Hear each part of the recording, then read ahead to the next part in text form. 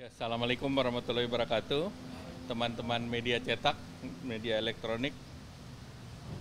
Hari ini membahas terkait dengan progres dari perjanjian EU-SEPA. Tadi kami laporkan bahwa ada 21 isu yang menjadi pembahasan dalam EU-SEPA, yaitu terkait dengan perdagangan, terkait dengan BUMN, terkait dengan government procurement, kemudian trade and sustainable development, mengenai investment court, rules of origin, technical barrier, fraud, energy, dispute settlement, property right, dan termasuk custom, sanitary, phytosanitary, mengenai karantina, SMEs, dan economic cooperation dan capacity building. Ada 21 isu. Nah, pembahasan Indonesia sudah masuk dalam ronde kelima, perundingan ke-15. Dan perundingan ke-15 ini sedang berlangsung hari ini di Yogyakarta. Tadi kami laporkan bahwa isu strategis yang pertama terkait dengan government procurement atau pembelian pemerintah. Nah, tentu mereka meminta agar pembelian pemerintah secara terbuka, dan Indonesia mengusulkan bahwa kita akan menyiapkan positive list mana barang-barang yang kita bisa berikan untuk akses daripada internasional.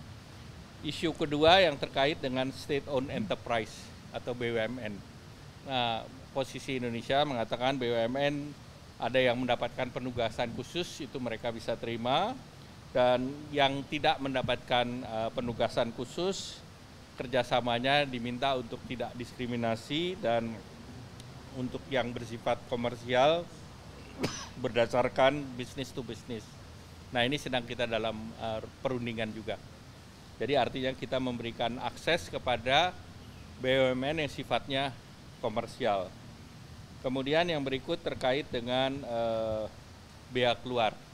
Nah, bea keluar ini adalah posisi Indonesia untuk mengembangkan industri. Jadi kita tidak akan melepaskan mengenai bea keluar. Kemudian kita meminta akses terhadap trade dan sustainable development, produk yang berwawasan lingkungan. Nah, di sini Indonesia menekankan bahwa pentingnya standarisasi, seperti untuk furniture SPLK, untuk kelapa sawit ISPO atau RSPO. Jadi kita minta Eropa membuka pasar lebih besar untuk itu. Nah, kemudian yang terkait dengan penyelesaian dispute. Nah, penyelesaian perselisihan investasi, kita mengacu kepada ICSID. Jadi kita tetap berkeras bahwa penyelesaian berbasis ICSID itu yang paling tepat untuk kita. Nah, mungkin itu yang menjadi isu daripada SEPA dengan EU. Diharapkan kalau 5 isu ini bisa selesai, maka di akhir tahun ini EU-SEPA bisa diselesaikan. Tinggal satu perundingan lagi. Nah, kemudian yang berikut kita bahas mengenai European Deforestation, EUDR. Nah, ini disampaikan bahwa perhatian Indonesia bahwa regulasi ini sudah diundangkan di EU. Yang paling penting kita ingin agar implementation guideline-nya itu mengadopsi apa yang sudah menjadi best practice. Termasuk untuk kayu, SPLK, kemudian sawit, RSPO, ISPO, ataupun kemarin joint mission dengan Malaysia menjadi MSPO. Nah, dari hasil ini EUDR itu akan kena kepada 7 komoditas, yaitu sapi, kakao, sawit, soya, timber, dan satu lagi karet. Nah, di sini mereka minta agar barang yang masuk EU itu adalah deforestation free, tergantung kepada undang-undang di negara masing-masing. Yang kedua, dilengkapi dengan due diligence. Nah, persoalannya bagi Indonesia country benchmark. Jadi negara itu akan diklasifikasikan high risk, standard risk, atau low risk. Nah, pada saat dia menjadi high risk, 8% dari barang ini harus diverifikasi. Standard risk 6%, sedangkan low risk 4%. Dalam berbagai kasus mereka tetap butuh verifikasi. Nah, verifikasi ini tentu ada ongkosnya, siapa yang menanggung.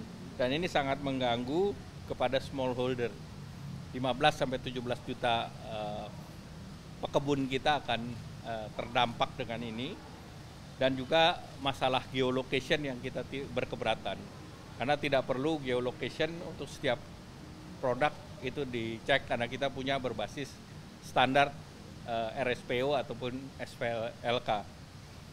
Nah, kemudian regulasi ini akan ada implementing regulation yang akan berlaku sejak nanti diundangkan 18 bulan, yaitu di tahun bulan Mei Juni 2025. Nah, produk Indonesia yang terdampak itu nilainya senilai 7 billion US dollar. Nah, tentu salah satu yang kemarin kita mengusulkan untuk joint mission dengan Deputy Prime Minister Malaysia dengan Datu Yusof, dan mereka terima usulan joint mission dari Indonesia. Dan oleh karena itu kemarin beberapa parlemen datang ke Indonesia, salah satunya adalah Heidi Hutala dan Ben Lange, itu dari Komite International Trade. Kemudian dari dirjennya juga datang ke Indonesia, Dr. Florika Finn. Dan Indonesia akan membahas joint task force ini untuk melakukan dialog dan mendorong agar kebijakan itu tidak diskriminatif dan melibatkan para stakeholder, dan untuk smallholder diberikan capacity building. Yang ketiga terkait dengan Indo-Pacific Economy Framework. Hari ini sedang berbicara di Busan dalam perundingan, diharapkan bisa diselesaikan di bulan November nanti. Nah, ini ada 4 pilar, 1 trade fasilitasi, 2 supply chain, 3 mengenai clean economy, dan 4 mengenai fair economy. Nah, di dalam perjanjian ini Indonesia memasukkan mengenai critical mineral di pilar 1.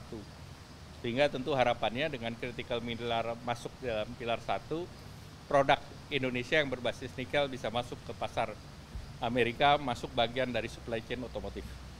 Itu mungkin yang saya ingin sampaikan. Apa?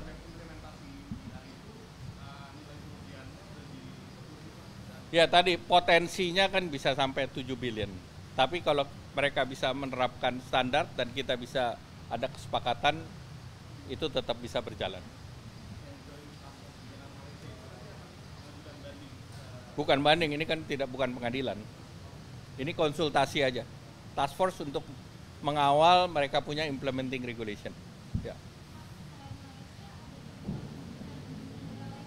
Ada 13 negara mendukung Indonesia.